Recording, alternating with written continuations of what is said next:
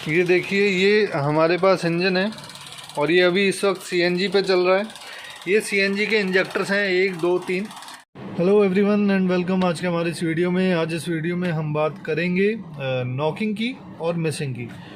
तो यदि हमारी गाड़ी में नॉकिंग और मिसिंग है तो क्या क्या उसके कारण हो सकते हैं, और इस गाड़ी पे हम देखेंगे कि मिसिंग किसे कहते हैं और नॉकिंग क्या है। ये एक अलग मुद्दा है, वो किसी गाड़ी में ऐसे ही प्रोड्यूस नहीं कर सकते लेकिन मिसिंग कर सकते हैं। तो मैं आपको दिखाऊंगा कि गाड़ी में मिसिंग जब आती है तो कैसा देखने में कैसा लगता है, इंजन की हालत कैसी होती है।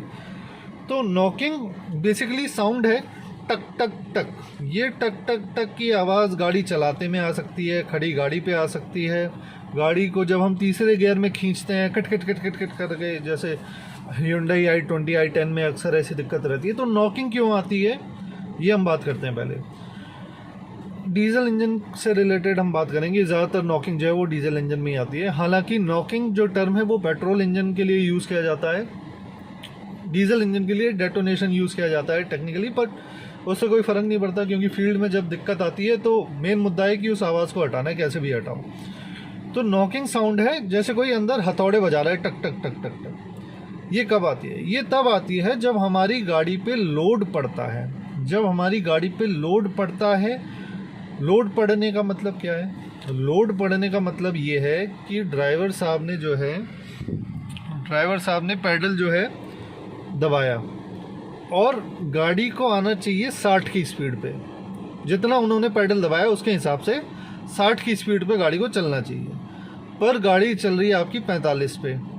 अब ECU ने, जो इलेक्ट्रॉनिक कंट्रोल यूनिट है, जो सब कुछ जो है मॉनिटर करता है ड्राइवर के लिए, सब कुछ देखता है कि ड्राइवर क्या कमांड दे रहा है और उसके हिसाब से सब चीज़ें काम कर रही हैं कि नहीं। तो ECU ने ये बात देख ली कि ड्राइवर ने पंजा दबाया 30% और 60 की स्पीड आनी चाहिए थी इस गियर पे जो अभी लगा हुआ है XYZ, और स्पीड आ रही है 45 की। तो अब क्या करें? तो वो इंजेक्टर को कहेगा कि ज़्यादा फ्यूल दो ताकि गाड़ी की स्पीड जो है वो 45 से 60 पर पहुँचे। ऐसा करते ही गाड़ी में टक टक टक की आवाज़ पैदा हो जाएगी।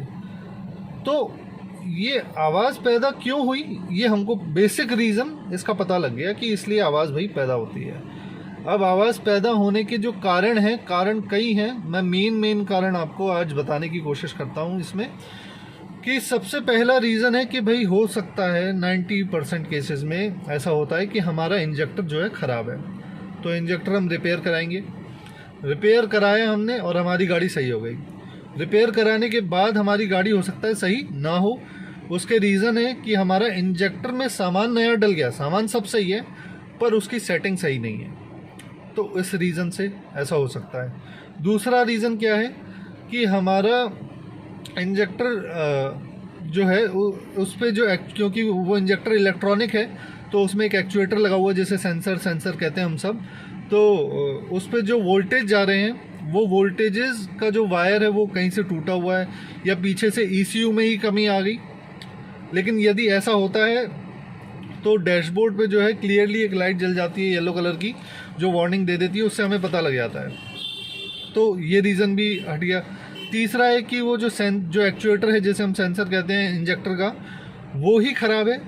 तो ऐसा जब होगा तब भी वो लाइट आपकी जल जाएगी। अभी फोर्थ रीज़न ये भी हो सकता है कि अगर इंजेक्टर्स को हम ना देखें तो रीज़न ये भी हो सकता है कि हमारी क्लच प्लेट की अच्छी पकड़ नहीं है। क्योंकि बेसिक रीज़न क्या है कि गाड़ी लोड ले रही है। अब गाड़ी लोड ले रही है, क्या है, बारिश का मौसम है, जगह जगह पानी फैला हुआ है, गाड़ी पानी में से निकाल ली, क्लच प्लेट उसकी भीग गई। अब क्लच प्लेट जो है वो भीग गई, जैसे ही क्लच प्लेट भीग गई उसकी पकड़ फ्लाईव्हील पे कमज़ोर हो गई। तो गाड़ी जो है इंजन लोड लेने लग जाएगा क्योंकि आप पैडल दबाए जाओगे, गाड़ी भागेगी नहीं। और तभी ECU इंजेक्टर को ज़्यादा फ्यूल देने के लिए सप्लाई देगा और टक टक टक करके जो है आपकी मिसिंग जो है, नॉकिंग जो है वो पैदा हो जाएगी। तो ये सारे रीज़न्स हुए आपकी गाड़ी में नॉकिंग के लिए। तो ये कुछ ऐसे रीज़न्स हैं कि नॉकिंग जो है प्रोड्यूस होगी। इसके अलावा ये है कि फ्यूल सप्लाई प्रॉपर ना मिल रही हो, टैंक में से जो है फ्यूल इंजेक्टर्स को पूरा नहीं मिल रहा हो।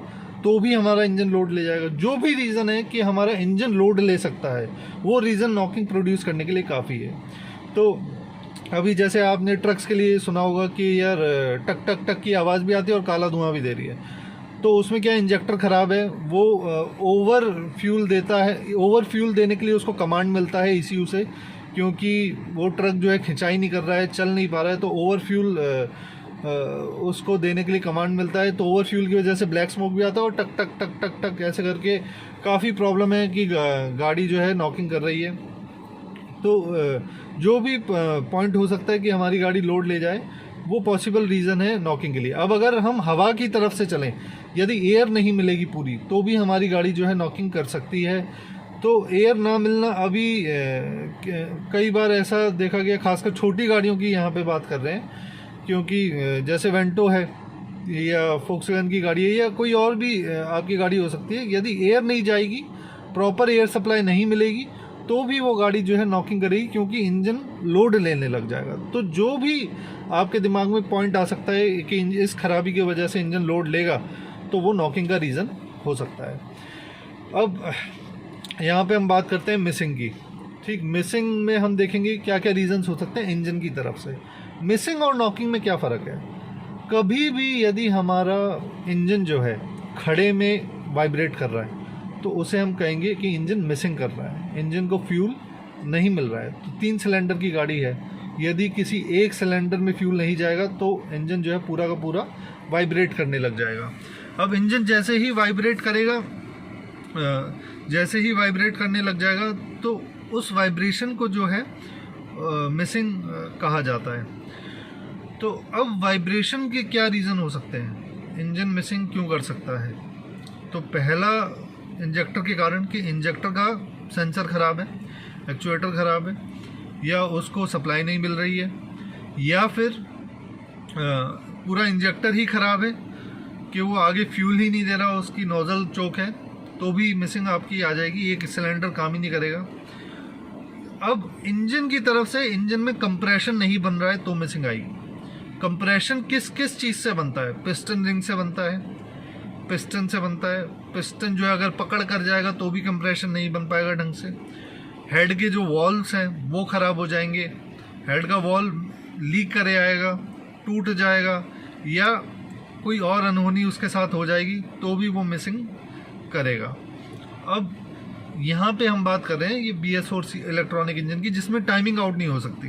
जो सादा इंजन थे उनमें टाइमिंग आउट होने के कारण से मिसिंग और नॉकिंग, ये दोनों ही चीज़ें पैदा हो सकती थी। लेकिन क्योंकि ये BS4 इंजन है, टाइमिंग आउट होगी तो गाड़ी स्टार्ट होने में ही स्टार्ट होगी ही नहीं, यदि टाइमिंग आउट होगी तो ये पॉइंट है मिसिंग के। अभी हम इस गाड़ी में देखते हैं कि मिसिंग जो है किसे कहते हैं, किस तरीके से इंजन हिलता है जब मिसिंग जो है गाड़ी में आ जाती है। तो नॉकिंग जो है मैं आपको दिखाता, लेकिन गाड़ी में नॉकिंग प्रोड्यूस करना बड़ा मुश्किल है, पर मिसिंग गाड़ी में प्रोड्यूस की जा सकती है। तो मैं आपको जो है दिखाता हूँ कि मिसिंग किसे कहते हैं। चलिए, ये देखिए, ये हमारे पास इंजन है और ये अभी इस वक्त CNG पे चल रहा है। ये CNG के इंजेक्टर्स हैं 1, 2, 3। हालांकि CNG पे गाड़ी वैसे भी थोड़ा बहुत अनस्टेबल रह रही है, लेकिन जैसे ही हम इस इंजेक्टर का कनेक्शन काटेंगे, आप देखना अलग ही प्रकार की इसमें जो है वाइब्रेशन आ जाएगी। देखिए, अभी इंजन स्टेबल है, देखिए हिलने लग गया। ये हिलने क्यों लग गया? क्योंकि एक इंजेक्टर ने फ्यूल देना बंद कर दिया। अब किसी भी कारण से कि इसे फ्यूल नहीं मिल रहा या फिर वो फ्यूल जल नहीं रहा, तो वो बिल्कुल ही नहीं जल रहा, तो मिसिंग जो है इस तरीके से उसमें पैदा हो जाएगी। देखिए, अगर हमें पता लगाना है कि कौन से सिलेंडर में मिसिंग, किस सिलेंडर की वजह से मिसिंग आ रही है, तो हमें यही प्रोसीजर फॉलो करना है इंजेक्टर पे। बहुत इजी तरीका है पता लगाने का यदि मिसिंग आ रही है। अगर हमने जैसे ही पहले सिलेंडर का तार निकाला तो इसमें ये वाइब्रेशन आ गई, इसका मतलब ये सिलेंडर काम कर रहा है। ऐसे ही दूसरे का निकालेंगे, ऐसे ही तीसरे का निकालेंगे। जिस इंजेक्टर को निकालने से वाइब्रेशन नहीं आ रही है, जिस कनेक्टर को भी हटाने से इंजन पे कोई फ़र्क नहीं पड़ रहा है, तो उसी पर्टिकुलर सिलेंडर में कोई प्रॉब्लम है। इस तरीके से हम उसको पता लगा सकते हैं। लेकिन नॉकिंग का पता इस तरीके से तब लगाया जा सकता है जब खड़ी गाड़ी पे भी इंजन टक टक टक की आवाज़ निकाल रहा है और एक एक करके हम उसे निकाल के देख सकते हैं।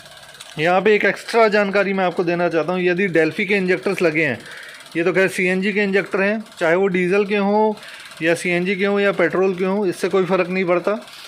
पर यदि डेल्फी के डीजल इंजेक्टर लगे हुए हैं, उसमें जब कोडिंग गलत होने की वजह से नॉकिंग आती है तो पहला सिलेंडर पे से ही तार हटाने पे ही वो नॉकिंग ख़त्म होती है। तो अगर ऐसा है कि पहले सिलेंडर पे से तार हटा रहे हैं, पहले सिलेंडर के इंजेक्टर पे से तार हटा रहे हैं, नॉकिंग ख़त्म हो रही है, तो बिल्कुल समझ जाइएगा कि उस गाड़ी में कोडिंग की दिक्कत है, ना कि उसके सिलेंडर में कोई दिक्कत है। क्योंकि जब आप इंजेक्टर को पलटेंगे, अब यहाँ पे आपको ये कंफर्म करना है कि मेरे इंजेक्टर का प्रॉब्लम है या मेरे सिलेंडर का प्रॉब्लम है, तो आप इस इंजेक्टर को निकाल करके इसमें डाल दीजिए, इसको निकाल करके जो है इसमें लगा दीजिए। और फिर से यदि आप की प्रॉब्लम वहीं उसी कनेक्टर को निकालने से हो रही है कि इसी कनेक्टर को मैं पहले निकाल रहा था तो भी कोई गतिविधि नहीं हुई और इसी को निकालने से अब भी कोई गतिविधि नहीं है, तो जाहिर सी बात है सिलेंडर में प्रॉब्लम है, यानी इंजन में प्रॉब्लम है।